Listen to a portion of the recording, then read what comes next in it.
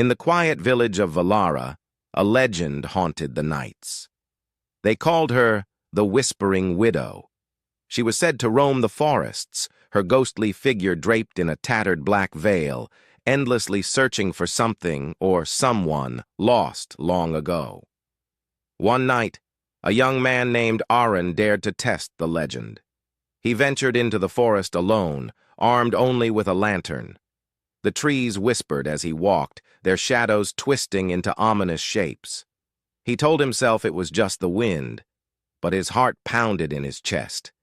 Hours passed, and the deeper he went, the more the forest seemed to close in on him. Just as he was about to turn back, he heard it.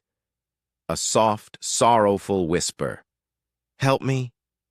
The voice was faint, barely more than a breath, but it chilled Arun to the bone.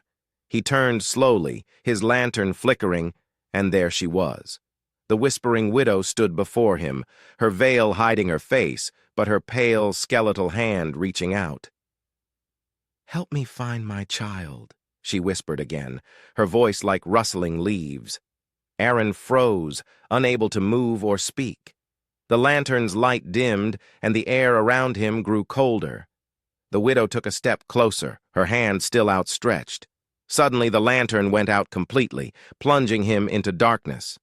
The last thing Arun felt was a cold hand wrapping around his wrist, and a whispered promise that sent shivers down his spine.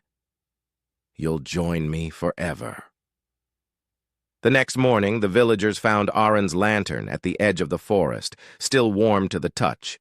But of Arun, there was no sign. Only the whisper of the wind through the trees, carrying a faint, mournful voice that seemed to say, "Help me."